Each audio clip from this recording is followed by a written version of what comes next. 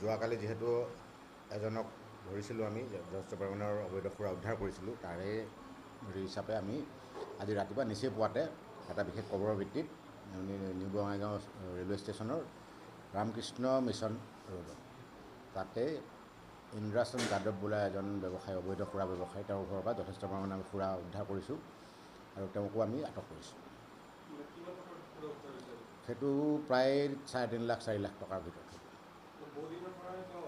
আমি জনাত তেওঁ বহুদিনৰ পৰাই এই নিউ বঙাইগাঁও ষ্টেচন এৰিয়াত তেওঁ ব্যৱসায় চলাই আছিল। তাৰ লগত আগতে এজন আছিল টিংকু সিং, তাক আপোনালোকে জানে। আমি অলপ কিছুদিনৰ আগতে তেওঁক এৰেষ্ট কৰিছিলোঁ, তেওঁ বাচি আছিল, আজি তেওঁকো ধৰা।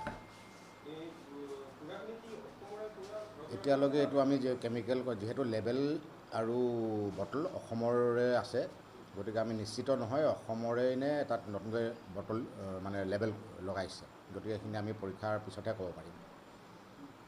অবৈধ সুৰাৰ এগেইনষ্টে যিটো মানে আমাৰ অভিযান চলি আছিল বা আৰু আমাৰ মাননীয় আবকাৰী আয়ুক্ত মহোদয়ে যিটো নিৰ্দেশ জাৰি কৰি থৈছিল আৰু ৰিচেণ্টলি আমাৰ দাম অলপমান বাঢ়াৰ কাৰণে বহুতে এইটো সুযোগো লৈছে।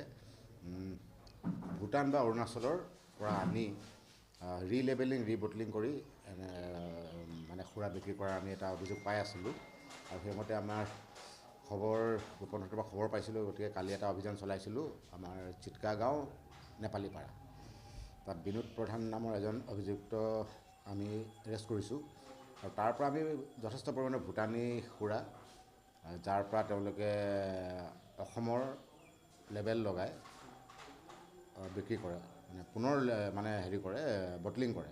তাত তেওঁলোকে ডাঙৰ মানে 750 ml বটল লৈ আহে, ইয়াত 180 ml কনভাৰ্ট কৰে সৰু সৰুকৈ, তাত লেবেল লগাই নতুনকৈ অসমৰ সুৰা হিচাপে বিক্ৰী কৰে, যিটো কাৰণে আমাৰ ৰাজহ যথেষ্ট মানে কমি যোৱাৰ আশংকা আছে। সেইমতে আমি কালি তেওঁক ধৰিলোঁ আৰু যথেষ্ট পৰিমাণে ভূটান সুৰাও পালোঁ, ভুৱা label, iconic blue, number 1 luxury, তাৰপিছত ইম্পিৰিয়েল ব্লু ইত্যাদি লেবেল পালোঁ। বহুতখিনি প্ৰায় 2000ৰ বেছি বটল, খালী বটলো পালোঁ। সেই গোটেইখিনি আমি জব্দ কৰিলোঁ, আচলতে আমি এৰেষ্ট কৰিলোঁ। এতিয়া সেইখিনিতো মই তেওঁক আমি যিখিনি ইণ্টাৰোগেট কৰিলোঁ, যিখিনি তথ্য বাহিৰ কৰিলোঁ, কিছুমান খবৰ আছে, নিশ্চয়কৈ আমি তাৰ ওপৰত একশ্যন ল'ম। এইখিনি আমাৰ চলি আছে। এইখিনি যদি মোটামুটি 3 লাখ টকাৰ ওপৰত হ'ব। ভূটানৰ পৰা আনে, ইয়াতে ৰিলেবেলিং ৰিবটলিং কৰে, অসমৰ লেবেল লগায়।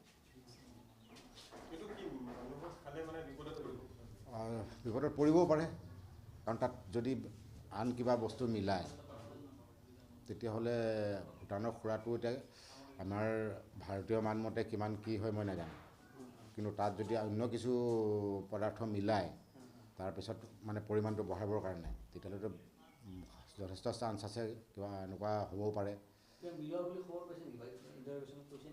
এতিয়ালৈকেতো চিম্পলি তাত ঢালি লৈ নতুন লেবেল লগোৱা বুলিয়ে কৈ আছে, কিন্তু যি প্ৰক্ৰিয়াৰে ঢালে তাতে সুমুৱাই নতুন বটলত, সেইটো বিজ্ঞানসন্মত নহয়, খুব লেতেৰা পৰিৱেশত।